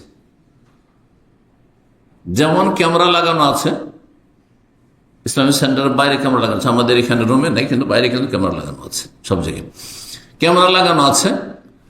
আর হয়তো আপনার যে বস আছেন উনি এখানে দেখছেন না, মানে ইসলামিক সেন্টারে উপস্থিতি নেই, আর থাকলে কোন একটা রুমের ভিতরে আছেন, অথবা আজকাল তো মাশাআল্লাহ এমন সিস্টেম হয়েছে যে উনি মোবাইলে সবসময় দেখছেন। এখান থেকে ইউরোপ, আমেরিকা, সারা দুনিয়ার কোনো জায়গায় চলে গেছেন, আর কোথায় কি হচ্ছে না হচ্ছে মোবাইলে দেখছেন যে হ্যাঁ আমার ইসলামিক সেন্টারে কি হচ্ছে, আমার অফিসে কি হচ্ছে। একটি ঘটনা বলি। একবার আমাদের ইসলামিক সেন্টারে দুপুরবেলা জোহর থেকে আসর এই সময়টা তো অফিসে কেউ থাকে না, তো টয়লেটের ওই ফ্যান চালিয়ে চলে গেছে কেউ, আর সেখানে একটু আগুন লেগে গেছে, একটু ধোঁয়া বেরোচ্ছে। আমাদের অ্যাসিস্ট্যান্ট ডাইরেক্টর মোবাইলে দেখে বলছে ধোঁয়া কেন বেরোচ্ছে ইসলামিক সেন্টারে, এই 4-5 বছর আগের ঘটনা। ধোঁয়া কেন বেরোচ্ছে? তাড়াতাড়ি করে টেলিফোন করেছে আমাদের ওই যে টেকনিশিয়ান রয়েছে মোতাসিম, তাকে, এই দেখো ধোঁয়া কেন বেরোচ্ছে। দেখা যাচ্ছে যে এখানে আগুন ধরে গেছে। সুবহানাল্লাহ, এটা তো আমাদের ইসলামিক সেন্টার কথা বলছি। এখানে আর একটি কোম্পানি আছে, সেখানে একজন আমাদের দিনী ভাই ছিলেন, বলছেন যে আমার বস আমেরিকাতে ছিলেন সেই দিন, আর দেখছেন যে পার্কিং থেকে একটা গাড়ি কেউ বের করছে, এমন সময় যেই সময়টা কোনো অফিস টাইম না, গাড়ি বের করছে মানে পার্সোনাল নিজের স্বার্থে নিজের কাজে ব্যবহার করার জন্য। সাথে সাথে ওখান থেকে টেলিফোন করতেছে যে এই সময় কেন গাড়ি পার্কিং থেকে বেরোলো। সুবহানাল্লাহ, দুনিয়ার ক্ষেত্রে আমরা এত ভয় পাই যে না ক্যামেরা লাগানো আছে, সাবধান। যদিও দূরে আছে, আপনি দেখছেন না কিন্তু ও দেখছে, বুঝছেন না? অথবা সামনেই আছে, সবসময় দেখছে। বসের অফিসে বসে আছেন আর সামনে তিনিও দেখছেন, আপনিও দেখছেন, তখন আপনার চালচলন চলাফেরা কেমন হবে চিন্তা করুন তো দেখি। দুনিয়ার ক্ষেত্রে মানুষকে আমার মতে, আপনার মতো 3.5 হাতের মানুষ, হয়তো আপনি তার চাইতে ভালো মানুষ, আপনার বসের চাইতে। এত যদি আপনি সতর্ক সাবধান চলেন, রব্বুল আলামিন যিনি সর্বশক্তিমান, যিনি আলিমুন খাবির, সবকিছুর সূক্ষ্ম খবর রাখেন, যিনি বাসিরুন, যিনি সবকিছু দেখছেন, সামিউন, সর্বশ্রোত, সবকিছু শুনছেন। হ্যাঁ, আর উপরন্ত আল্লাহ রাব্বুল আলামিন ক্যামেরা লাগিয়ে রেখেছেন, 2 ফেরেশতার ক্যামেরা এখানে আর ওইখানে। বসে আছেন ফেরেশতা, সবকিছু রেকর্ড হচ্ছে। সুবহানাল্লাহ, আর সেই রেকর্ড আপনার সামনে, আমার সামনে হাসর মাঠে পেশ করে দেওয়া হবে। কোনদিন চিন্তা করছেন আপনি? মনে করছেন যে আমি তো একা রুমে থাকি, রুমে কেউ থাকে না, নগ্ন ছবি দেখছেন আপনি, ব্লু ফিল্ম দেখছেন, অথবা কোনো মেয়ের সাথে আপনি চ্যাটিং করছেন বেগানা মহিলার সাথে, অথবা আপনি কোনো অবৈধ সম্পর্ক করছেন, অথবা হারাম কিছু মদ খাচ্ছেন, অথবা আরো কোনো নোংরামি করছেন, আপনি যে কোনো পাপ করছেন। এক কথায় ভাবছেন আমাকে তো কেউ দেখে না, কারণ রুমে তো আমি একাই থাকি। সুবহানাল্লাহ, মানুষকে এত ভয় করেন, মানুষকে লজ্জা পান, কিন্তু মানুষের রব যিনি সর্বশক্তিমান, হ্যাঁ, যার গুণগুলির কথা কিছুটা ইঙ্গিত করলাম, আপনি একটু ভয় পান না? যার পকড়াও থেকে আপনি একটু বাইরে যেতে পারবেন না আপনি।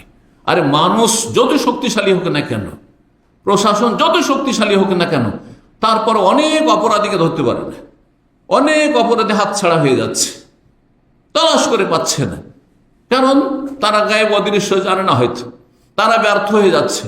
কিন্তু রব্বুল আলামিনকে কেউ ব্যর্থ করতে পারে না, আসমান জমিনে আল্লাহকে কেউ অপারগ করতে পারে না। কোরআনে একাধিক জায়গায় এই কথা রয়েছে। এহসান সম্পর্কে জিবরাইল আলাইহিস সালামের হাদিস জানা আছে, তাতে জিবরাইল আলাইহিস সালাম একজন মানুষের রূপ ধরে এসে কয়েকটি প্রশ্ন করলেন নবী সাল্লাল্লাহু আলাইহি ওয়াসাল্লাম। যেমন একজন সাধারণ কোনো মানুষ এসেছে, আসার পরে পরিচয় নেয় মানুষের রূপ ধরে, আর প্রশ্ন করে সাহাবীরা সব শুনছেন, সাহাবীরা ভাবতে পারেন যে জিবরাইল মানুষের রূপ ধরে এসেছেন, কিন্তু কেউ ছিলেন না ওই লোককে। চলে যাওয়ার পরে যখন প্রশ্ন করে চলে গেলেন, তখন নবী সাল্লাল্লাহু জিজ্ঞাসা করছেন ওমরকে বা সাহাবাকে, আমাদের চিনলে এটা কে? না, জানি না তো, আমরা চিনতে পারলাম, মদিনারও লোক না, হ্যাঁ, একেবারে অপরিচিত লোক। হাজা জিবরিল আতাকুম লিয়ুআল্লিমাকুম আমরা দীনাকুম, তোমাদের কাছে জিবরাইল আলাইহিস সালাম মানুষের রূপ ধারণ করে এসেছিল তোমাদেরকে দ্বীনের মৌলিক বিষয়গুলি শিক্ষা দেওয়ার জন্য, জানাবার জন্য। কারণ জিজ্ঞাসার মাধ্যমে অনেক কিছু জানা যায়। আপনি হয়তো মাসলা মাস জিজ্ঞেস করতে জানেন না, কিন্তু আপনার চাইতে সিনিয়র ভাইয়েরা জিজ্ঞাসা করার মাধ্যমে আর একটা গুরুত্বপূর্ণ কথা জেনে নিলাম আজকে। হ্যাঁ, আমার তো কল্পনাতে ছিল না এই কথাটি, আমি তো জিজ্ঞাসাই করতে পারতাম না, ঠিক না? তো জিবরাইল আলাইহিস সালাম ইসলাম সম্পর্কে প্রশ্ন করেছিলেন, ঈমান সম্পর্কে প্রশ্ন করেছিলেন, ইহসান সম্পর্কে প্রশ্ন করেছিলেন, কিয়ামত কখন জিজ্ঞাসা করেছিলেন, আর কিয়ামতের লক্ষণ সম্পর্কে জিজ্ঞাসা করেছিলেন। 3 নম্বর যে প্রশ্ন ছিল সেটি শুধু এখানে বলবো, সেটি আখবিরনি আনিল ইহসান, বলুন তো ইহসান সম্পর্কে, ইহসানের তাৎপর্য কি, ইহসানের ব্যাখ্যা কি, ইহসান কাকে বলে? ইহসান মানে নিষ্ঠা, এহসান মানে আন্তরিকতা, এহসান মানে খলুসিয়াত, এহসান মানে সদাচরণ, ব্যাপক অর্থ রয়েছে। কিন্তু এখানে সংজ্ঞা এর কি, ব্যাখ্যা কি? নবী সাল্লাল্লাহু আলাইহি ওয়াসাল্লাম আনতা আবুদাল্লাহ কান্নাকা তারাহু, তার 2টি রুকন, 2টি পার্ট রয়েছে। যদি প্রথমটি পারেন সবচেয়ে ভালো, আপনার সবচেয়ে শক্তিশালী আপনার ঈমান, না হলে কমপক্ষে দ্বিতীয়টি অবশ্যই থাকতে হবে। দ্বিতীয়টি যদি না থাকে তাহলে আপনার ঈমান শুধু নামের ঈমান, কাজের কোন ঈমান ইসলাম নয়। আনতা আবুদাল্লাহ, আল্লাহর ইবাদত বন্দি করি। ইবাদত বন্দি মানে শুধু নামাজ না, মুসলিম জীবনটা পুরোটাই ইবাদত। এ কথা বুঝেন ভালো করে, মুসলিম জীবনটা পুরোটাই হচ্ছে ইবাদত। দেখেন, যখন আপনি নামাজ পড়ছেন নামাজের ইবাদতে আছেন, কিন্তু নামাজ পড়া শেষে যখন এদিক সেদিক ঘোরাফেরা করছেন তখন আপনি কোনো পাপ করছেন না। কেন? পাপ করা হারাম, সেই জন্য এই চেতনা নিয়ে, এই বিশ্বাস নিয়ে। আর একজন নামাজও পড়লো না আর পাপ করছে, আপনার মতো সে মানুষ, ও পাপ করছে, হ্যাঁ, অথবা দোকানে গিয়ে সে মানুষকে ধোকা দিচ্ছে, হ্যাঁ, ওয়ার্কশপে গিয়ে মানুষকে ধোকা দিয়ে মিথ্যা কথা বলছে আর হারাম ইনকাম করছে, আর আপনি হালাল পাক পবিত্র জীবন যাপন করছেন, বিছানায় শুয়ে ভালো কিছু শুনছেন, অথবা এমনি বসে আছেন। আপনার জীবনটা ইবাদতের জীবন, এটিকে বলা হয় নেগেটিভ ইবাদত। পাপ থেকে বেঁচে থাকা, পাপ মুক্ত থাকার, পাপ করছেন না, এটি আপনার ইবাদত। 24 ঘন্টা একজন পাপীর কাছেও সময় আছে দিনে, আর 24 ঘন্টা আমার কাছে সময় আছে। 24 ঘন্টার অধিকাংশ সময় সে পাপ করে, আর আমি, আপনি ধার্মিক লোকেরা, আমি যতটুকু নামাজ রোজা যা কিছু করার করলাম, বা জিকির আজকার করলাম, আর বাকি সময়টা আমি নীরব থাকলাম, কোনো হারাম কথা বললাম না, হারাম কাজ করলাম না, হারাম দেখলাম না, তাহলে পাপ থেকে বেঁচে থাকলাম না। এই জন্য মুসলিম জীবনটা পুরোটাই ইবাদতের জীবন। তা আনতা আবুদাল্লাহ মানে এই নয় যে শুধু নামাজের সময় যেন আল্লাহকে দেখছো, এটা নয়, ভুল কথা। বরং সব সময় যেন তুমি কি করছো, কান্নাকা তারাহু, এমন ভাবে চলাফেরা করবে, এমন তোমার লাইফ স্টাইল হবে, জীবন যাপন হবে, যেন আল্লাহকে দেখছো। যেমন আমার সামনে আমার ডাইরেক্টর থাকলেও যেমন আমি আর আপনি, আপনার বস সামনে থাকলে, আর যদি সামনে নাও থাকে, নাও আসে, আপনার ফোরম্যান নাই, সুপারভাইজার নাই, কেউ কাজের খোঁজ খবর নেন, তবুও কাজের কোয়ালিটি ওইরকম। কারণ আপনি লোক দেখানো কাজ করেন না, বরং আল্লাহর কাছে হিসাব দিতে হবে যে বেতন নিচ্ছি 8 ঘন্টার, যদি কাজ না করি তো আমাকে হিসাব দিতে হবে রবের কাছে, বুঝছেন না? তো পাপ মুক্ত জীবন যাপন করা কখন সম্ভব? যখন মনে করবেন যে আল্লাহ রব্বুল আলমিনকে আমি দেখছি সামনেই, আল্লাহর সামনে আছি। আল্লাহর সামনে নেই, সবসময় আল্লাহর সামনে। কারণ আল্লাহ রব্বুল সমস্ত সৃষ্টির ঊর্ধ্বে, এবং সমস্ত সৃষ্টিকে আল্লাহ রব্বুল সবসময় দেখছেন, জানছেন, সবকিছু তাদের শুনছেন। তাহলে আল্লাহ থেকে তো কোনো কিছু গোপন করতে পারবো না, কোনো কিছু গোপন করতে পারবো না। কান্নাকা তারা, যেন তুমি দেখছো, কিন্তু অনেক সময় হয় কি, আমি দেখছি মনে হয় না। যেমন এখন ইসলামিক সেন্টারে বস নেই, ডাইরেক্টর নেই, নেই, হ্যাঁ, কিন্তু এটা বিশ্বাস আছে যে ওনার কাছে কি আছে, হ্যাঁ, ক্যামেরা আছে, ওনার মোবাইলে ফিট করা আছে, সেট করা আছে। উনি দেখছেন যে কোথায় কি হচ্ছে না হচ্ছে, কে বেরোচ্ছে, কে ঢুকছে, বুঝতে পারছেন না? ফাইনলাম তখন তারাও, যদি আল্লাহকে তুমি দেখছো এইরকম ভাবে জীবন যাপন না করতে পারো, ফাইন না হইয়া রাখ, তাহলে আল্লাহ তোমাকে দেখছেন, এটা কমপক্ষে মনে রাখো। আল্লাহ তোমাকে দেখছেন, যে ক্যামেরাতে আমি ওই দেখতে পাই না, বসকে দেখতে পাই না, কিন্তু উনি কিন্তু ক্যামেরায় বসে আছে। রব্বুল আলামিন সবকিছু দেখছেন, রবের ফেরেশতারা লেগে আছেন, এবং ফেরেশতাদেরকে যদি আল্লাহ নাও লাগাইতেন, আল্লাহ জানেন না কেন লাগিয়েছেন। আল্লাহ এটা অতিরিক্ত লাগিয়েছেন, অতিরিক্ত লাগছেন মানুষকে শিক্ষা দেওয়ার জন্য, মানুষের ইমানের সতেজতা যাতে করে আসে। দেখেন অনেক মানুষ হয়তো আল্লাহ শুনছেন, আল্লাহ দেখছেন, আল্লাহ জানছেন, এ কথাতে হয়তো তার মধ্যে একটা প্রতিক্রিয়া হইল না, হেদায়েত হইল না। কিন্তু যখন তাকে বলবেন যে দেখো এই যে এখানে ফেরেশতা বসে আছে, কেরামান কাতিবিন এখানে আছে, লিখছে নেকি গুনাহ লিখতে আছে, কিন্তু হয়তো এই পয়েন্টটাতে হেদায়েত হয়ে গেল। কোন কথাতে কে যে হেদায়েত হয় আর কার যে ইউটার্ন হয় বলা যায় না। আমরা এই দাওয়ার ময়দানে দেখি যে একজন লোকের তওবার লেকচার শুনে হেদায়েত হয়ে গেল, আর একজন লোক কিসে হেদায়েত হয়েছে, নামাজের গুরুত্ব শুনে হেদায়েত হয়েছে, আর একজন লোক কি শুনে হেদায়েত হয়েছে, কোন একটা লেকচার, একটা বেদাতের বিরুদ্ধে লেকচার ছিল, ওইটা শোনার পরে হেদায়েত হয়ে গেছে। বুঝছেন, অনেক ভাইরা বলেছে যে আমি প্রথম হেদায়েত হয়েছে আপনার লেকচারে তৌহিদের গুরুত্ব। প্রথম দিকে দুটো আলোচনা করেছেন, একটি হচ্ছে তৌহিদের গুরুত্ব, একটা হচ্ছে রাসূলুল্লাহর মর্যাদা। কারণ বেদাতিরা সবসময় আমাদের ভাবমূর্তিকে নষ্ট করার চেষ্টা করে, যে এই যে যাদের যে সৌদি আরবে যারা আছে না, সৌদি আরবের লোক, সৌদি আরবের ওলামা, আর যারা সৌদি আরব থেকে লেখাপড়া করে বা আহলে হাদিস, এরা নবীকে ভালোবাসে না, এরা নবীকে ভালোবাসে, নবীর দুশ্মন। এই বলে এমন ভাবে মানুষকে কি করে রেখেছে, মগজ ধোলাই করে মানুষকে বিভ্রান্ত করে রেখেছে, যে নাম যদি শুনে যে ওরে ওয়াহাবি, ও নবীর দুশ্মন, নবীর দুশ্মন, আউযুবিল্লাহ। এই জন্য প্রথম আমার লেকচার ছিল এই দুটো লেকচার, তৌহিদের ফজিলত আর ছিল রাসূল সাল্লাল্লাহু আলাইহি ওয়াসাল্লামের মর্যাদা, যে আমাদের কাছে নবীর মর্যাদা কত। আর এই কথা বারবার আমি বিভিন্ন পয়েন্টে এটা পেশ করার চেষ্টা করি, যে একজন বিদাতি, যেই সমাজ আপনি বাস করছেন, তারা মনে করে যে আমারও বরকত আছে, আমারও থুথুর বরকত আছে, আমারও আপনার বিভিন্ন কিছু, আমার কাপড়ের বরকত আছে, আমার জুঠার বরকত আছে, বেদাতিরা বিশ্বাস করে। আর আমরা ওয়াহাবি যাদেরকে বলা হচ্ছে, বা সৌদি আরবের ওলামা যাদের বলা হচ্ছে, মদিনা থেকে লেখাপড়া করা আমাদের যে আমাদেরকে গোমরা বলা হচ্ছে, নবীর দুশ্মন, আমরা মনে করি, কেউ যদি মনে করে যে আমার কাপড়ে বরকত আছে, আমি খেয়ে দিয়ে একটু রেখে দিলাম, আপনাদের জুঠাতে বরকত আছে, তো এটা শিরকি বরকত, এ অধিকার আমার নাই। এ অধিকার একমাত্র কার? রাসূলুল্লাহ। এই অধিকার আবু বকর ওমরের নেই। কোন সাহাবী আবু বকর ওমরের ঘাম থেকে বরকত নেননি, কাপড় থেকে বরকত নেননি। বোঝা গেছে না? তাহলে কে বেশি সম্মান করে? রাসূলুল্লাহ। কে বেশি মর্যাদা দিয়ে থাকে? চিন্তা করুন বিষয়টি। যাই হোক, 3 নম্বর যে বিষয়টি বললাম, এটা কোথা থেকে পাওয়া গেল? সূরা লোকমান আয়াত নম্বর 16-তে লোকমান হাকিম বলছে, ইয়া বুনাইয়া, হে বৎস, ইন্নাহা ইন তাকু মিসকালা হাববাতিন মিন খারদাল ফাতাকুন ফি সাখরাতিন আও ফিস সামাওয়াতি আও ফিল আরদি ইয়াতি বিহাল্লাহ ইন্নাল্লাহা লাতীফুন খাবীর। ইয়া বুনাইয়া, হে বৎস, ইন্নাহা ইন তাকু মিসকাল হাববাতিন মিন খারদাল, একটি সরিষার দানাও যদি হয়, সরিষা দেখেছেন তো, সরিষার দানাও যদি হয়, আর সেটি ফাতাকুন ফি সাখরাতিন, কোথাও পাহাড় পর্বতে যদি পড়ে থাকে, পাহাড় পর্বতে কোথাও পাহাড় পাথর উপর পড়ে আছে, আফিস সামাওয়াতে, অথবা আকাশে একটা সরিষার দানা পড়ে আছে, আফিল আর অথবা ভূগর্ভে ভূপৃষ্ঠে কোন দুনিয়াতে পড়ে আছে একটি সরিষার দানা, এখানে পড়ে থাকলে অনেক সময় নজরে আসে না, সেটা কোথায় আকাশে, কোথায় জমিনে, কোথাও পাহাড় পর্বতে পাথরে কোথাও পড়ে আছে, ইয়াতি বিহাল্লাহ, সেটিকেও আল্লাহ হাজির করতে সক্ষম।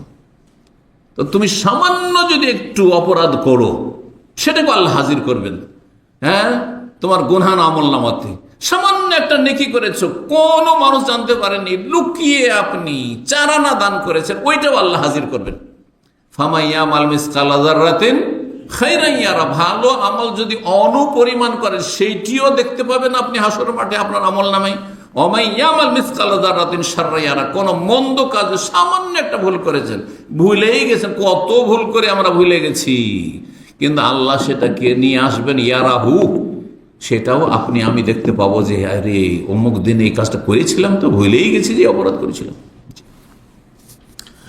তো এই শিক্ষা লোকমান হাকিমের তরবিয়ত থেকে পাওয়া যায়। ছেলে মেয়েদেরকে কি তরবিয়ত করবেন? তাহলে দেখো বাবা, হয়তো আমি দেখলাম না, তোমার মা দেখলো না, বা তোমার ভাই বোন কেউ জানতে পারলো না, কিন্তু তুমি একটা অন্যায় কাজ করলে, একটা অন্যায় কথা বললে, একটা টাকা বা মায়ের কাছ থেকে চুরি করে নিয়ে চলে গেলে, অথবা বাবার মানিব্যাগ থেকে চুরি করে নিয়ে চলে গেলে, অথবা কারো পাশের বাড়ি থেকে নিয়ে চলে আসলে, ইয়াতি বিহাল্লাহ, আল্লাহ হাজির করে হাসর মাঠে জবাব দিতে হবে, জাহান্নামে যেতে হবে। সেই জন্য এই যে শিক্ষা, তাহলে আপনার ছেলে কখনো চোর হবে না, ডাকাত হবে না, বেঈমান হবে না, আত্মসাৎকারী হবে না, কারো টাকা মেরে খাবে না, কোনো কারো হক নষ্ট করবে না। জি, এই তরবিয়ত ছেলে মেয়েকে করতে হবে। যে আমি না জানলে কি হবে, তুই বাবাকে ভয় করছো, মাকে ভয় করছো, বড় ভাই বোনদেরকে ভয় করছো যে মারধর করবে, বকাবকি করবে, আর আল্লাহকে ভয় করো না। আমরা তো জানতেই পারলাম না, কিন্তু আল্লাহ তো জানলেন। এই শিক্ষা দিতে হবে ছেলে মেয়েদেরকে। 4 নম্বর তরবিয়ত হচ্ছে, সেটি হচ্ছে ফরজ ওয়াজিব ইবাদত বন্দেগীতে যেন কোনো ঘাটতি না থাকে। আর তার উপরে অতিরিক্ত যত নফল করবেন তত বেশি ভালো, যত সুন্নত করতে পারে তত ভালো। 17 রাকাত ফরজ নামাজ দিন রাতে, তাতে যেন কোনো ত্রুটি, ফজরের 2 রাকাত ফরজ, এতে যেন কোনো ঘাটতি না হয়, সূর্য উঠাবেন না। আর তারপরে সুন্নত যে 10-12 রাকাত রয়েছে সেটাও যথাসাধ্য পালন করবেন। এছাড়াও তাহাজ্জুদ পারলে আরো ভালো, এছাড়া সালাতুল দুহা, চাস্তের নামাজ পড়লে আরো ভালো, নফল পড়তে পারলে আরো বেশি ভালো। এই শিক্ষা কোথাতে পাওয়া গেল? সূরা লোকমানের আয়াত নম্বর 17। আয়াত নম্বর 17তে আল্লাহ কি বলছেন? বলছেন লোকমান হাকিম, ইয়া বুনাইয়া, হে বৎস, আকিমিস সালাহ, নামাজ কায়েম করো। আকিমিস সালাহ, নামাজ কায়েম করো। কারণ নামাজি হয়ে গেলে যাকাত অবশ্যই দেবে, নামাজি অবশ্য রোজা রাখবে, সত্যিকার নামাজি, নামাজি অবশ্য হজ উমরা করবে। কিন্তু অধিকাংশ উমরা হজকারী বেনামাজি, অধিকাংশ দান সাদকাকারী বেনামাজি। রমজান মাসে যারা রোজা রাখে গোটা বছর নামাজ ছাড়ে অধিকাংশ, ঠিক কিনা? এই জন্য আল্লাহ নামাজের কথা বলেছেন। কারণ নামাজ ঠিক, সব ঠিক। নামাজ ঠিক থাকলে বাকি ফরজ অবশ্যই ঠিক হয়ে যাবে। আকিমিস সালাহ, এই উপদেশ আল্লাহ রাব্বুল আলামিনের লোকমান হাকিমের ভাষায় বা তার উপদেশ থেকে আল্লাহ রাব্বুল বর্ণনা করেছেন। তারপরে 5 নম্বর তরবিয়ত। 5 নম্বর তরবিয়ত এই আয়াতে রয়েছে, সূরা লোকমানের আয়াত নম্বর 17 রয়েছে। আকিমিস সালাহর পরে কি রয়েছে? ওয়া আমর বিল মারুফ ওয়া নাহি আনিল মুনকার ওয়াসবির আলা মা আসাবাক। সেটা হচ্ছে আপনি যে নিজে ভালো হলেন, হ্যাঁ, নামাজের মাধ্যমে, ফরজ ওয়াজিব আদায় করার মাধ্যমে, হারাম নাজায়েজ থেকে বেঁচে থাকার মাধ্যমে অন্যদেরকে ভালো বানাবেন না। অন্যদেরকে ভালো করলে কি করতে হবে? ভালো কাজের উপদেশ দিতে হবে, অন্যায় কাজে বাধা দিতে হবে, দ্বীনের দাওয়ার কাজ করতে হবে, মানুষকে ভালো পথে আহ্বান করতে হবে। এই জন্য আল্লাহ বলছেন লোকমান হাকিম ভাষায়, আকিমিস সালাহ, নামাজ কায়েম করো, ইবাদত বন্দেগীর কথা হয়ে গেল। ওয়া আমর বিল মারুফ, ভালো কাজের উপদেশ দাও, অন্যায় কাজে বাধা দেবে, ওয়াসবির আলা মা আসাবাক, যখন ভালো কাজের কথা বলবে মানুষকে, তখন কেউ কষ্ট দেবে, কেউ গাল দেবে, হ্যাঁ, কেউ বিরক্তি প্রকাশ করবে। যখন অন্যায় কাজে বাধা দেবে, যেটা করতে হয় না, এটা নিষেধ, তখন অনেকে কষ্ট দিবে। রাস্তায় ধূমপান করছে কেউ, যদি বলেন যে ভাই এটা করতে হয় না, হ্যাঁ, এটা হারাম, দেখেন অধিকাংশ লোক আপনার গাল দেবে, অধিকাংশ লোক আপনার সাথে ঝগড়া বাঁধিয়ে দেবে, বুঝছেন না? এবং আমি দেখেছি কোনো একবার, যে দেখছি সমাজ এত খারাপ হয়েছে যে অধিকাংশ লোক ওর পক্ষ নিয়ে এলো, ওই ফাসেকের পক্ষ নিয়ে এলো। ও খাচ্ছে, তোমার অসুবিধা দেখি, বুঝতে পেরেছেন? ওকে ওর মতো চলতে দাও, ও করছে, তোমার তাতে কি? আউযুবিল্লাহ। এটা নয় যে না তুমি অন্যায় কাজ করছো, তুই ঠিক আছে, ধূমপান করে বিশেষ জায়গায় করো, এখানে করছো, আশেপাশের লোকে কষ্ট দিচ্ছ, দোকানপাটে তোমার এই ধূমপানের গন্ধ ঢুকছে, অথবা গ্যালারিতে ঢুকছে, লিফটে গন্ধ হচ্ছে, তুমি এখানে কেন খাচ্ছ? এই কথা বলার কেউ নেই। আউযুবিল্লাহ। মানুষের স্বভাব কত খারাপ হয়েছে চিন্তা করো। এটা মুসলিমদের কথা বলছে না, মুসলিমদের অধিকাংশ এরকম হয়েছে, খারাপ লোকের সঙ্গ দেনেওয়ালা লোকের সংখ্যা বেশি। তাহলে এই জাতিকে আল্লাহ কি করে সম্মানিত করবেন? এই জাতি কেন কাফের গোলামি করবে না? কখন কাফের গোলামি থেকে মুক্তি পাবে? যখন শয়তানের গোলামি থেকে মুক্তি পাবে, তখনই কাফের গোলামি থেকে মুক্তি পাবে। আর এই শয়তানের গোলামি যদি করতে থাকে, বাতিলের সাথ দেবে, পাপীর সাথ দেবে, অন্যায়কারীর সাথ দেবে, আর ভালো মানুষের সংখ্যা কম, ভালো মানুষের সমর্থক কম। তাহলে দাওয়াইল আল্লাহর কথা হয়ে গেল। এই মর্মে নবী সাল্লাল্লাহু আলাইহি ওয়াসাল্লাম সহিহ বুখারী মুসলিমের হাদিস, একটা লোক, বেশি না, আপনারা যদি একটি লোককে হেদায়েত করতে পারেন। আর আমি বলি যে সাধারণ মানুষের জন্য আপনাকে দূরে যেতে হবে না, আপনি আপনার নিজের বংশ, বাবার বংশ আর মায়ের বংশ সবাই কিন্তু ভালোবাসে। যদি তারা খারাপও হয় তবু আমাকে ভালোবাসে। হ্যাঁ, আমার বাবার বংশের লোকেরা আর আমার মায়ের বংশের লোকেরা প্রত্যেকেরা আপন আপন জায়গা থেকে ভালোবাসে, ঠিক কিনা? যদি আপনার সাথে মতের মিল না তবু ভালোবাসবে, কিন্তু কিছু ব্যতিক্রম হবে হয়তো কট্টর, কিন্তু অধিকাংশ লোকের একটা কি আছে, মায়া আছে। হ্যাঁ, যেটা আমাদের লোক, আমাদের ছেলে। সুতরাং আপনি এখানে দাওয়ার কাজ করুন, আপনি মানুষকে হেদায়েত করার চেষ্টা করুন। আপনার বংশ থেকে বাপ চাচা আত্মীয় স্বজন থেকে একজনকে যদি নামাজি বানাইতে পারেন, একজনকে যদি আল্লাহ ভীরু বানাইতে পারেন, একজনকে জান্নাতের পথে লাগাইতে পারেন, আপনার মায়ের বংশে আপনি মামা নানাদের ওখানে গেলেন আর সেখান থেকে একজনকে যদি জান্নাতের রাস্তায় নিয়ে আসতে পারেন, এটা বেনিফিট। নবী সাল্লাল্লাহু আলাইহি ওয়াসাল্লাম বলছেন, ইয়াহদি আল্লাহু বিকা রাজুলান ওয়াহিদান, একজনকে যদি তুমি হেদায়েত করতে পারো, একজনকে, বেশি নয়, হ্যাঁ, তাহলে কি হবে? হ্যাঁ, লা ইয়াহদি আল্লাহু বিকা রাজুলান ওয়াহিদ খায়রুল লাকা মিন হুমরিন নাম। লাল উট আরবদের সেই যুগে সবচেয়ে দামি মূল্যবান সম্পদ ছিল। যেমন আজকাল সবচেয়ে দামি গাড়ি যেটা হইতে পারে, সেই রকম ছিল লাল উট আরবদের কাছে সে যুগ, কারণ উটের বাহন ছিল মরুভূমির জাহাজ। তো লাল উটের চাইতে উত্তম হচ্ছে একজন লোকের হেদায়েত, কারণ একজন লোক হেদায়েত হইলে সে তোমার ওসিলাতে জান্নাত গেল, এবং সে যতগুলি নেকি করবে এক ভাগ করে নেকি তোমার আমলনামাতে অ্যাড হইতে থাকবে, হ্যাঁ, যোগ হইতে থাকবে। পক্ষান্তরে লাল উট নিয়ে করবেটা কি? তুমি লাল উট দুনিয়া পর্যন্ত মরে গেল, লাল উট শেষ, আর তোমার আগে লাল উট মরে গেলেও শেষ, ঠিক কিনা? দুনিয়ার কোনো মূল্য নাই, আজ আছে কাল নেই। 6 নম্বর সর্বশেষ তরবিয়তি উপদেশ লোকমান হাকিমের ছিল চরিত্রবান হওয়া। চরিত্রবান হওয়া এই মর্মে সূরা লোকমানের আয়াত নম্বর 17 থেকে 19 কয়েকটি বিষয় বর্ণনা করেছেন আল্লাহ রাব্বুল আলামিন লোকমান হাকিমের ভাষায়। সন্তানকে সম্বোধন করে, ওয়ালা তুসাইর খাদ্দাকা লিন-নাস, মানুষের সাথে দেখা হইলে মুখ বাঁকা করে কথা বলিও না। আপনার সামনে কেউ এসছে আর যদি কথা বলেন আপনি এইরকম হয়ে থাকেন, ওর দিকে চোখে না তাকান, তো বলে অহংকারী, বলবে না? বা আমার সাথে কথা বলতে চাই না, কি আমার উপরে তার অভক্তি অনীহা আছে নাকি? এর ব্যবহার কেন এত খারাপ? যদি মুখটা ঘুরিয়ে নেন, কারোর সাথে দেখা হইলে এদিকে সামনে আর চট করে মুখটা ঘুরিয়ে নেন, কিভাবে? যে আমার সাথে শত্রুতা আছে, হ্যাঁ, জি, ভুল বুঝবেন। অথবা আসলে আপনি এরকম ফিল আরজা মারহা, আর রাস্তায় চলাফেরা করলে দাম্ভিকতার সাথে চলাফেরা করিও না। এমন ভাবে চলছেন একবারে মেজাজ নিয়ে দাম্ভিকতার সাথে, দেখে মনে হচ্ছে লোকটি অহংকারী।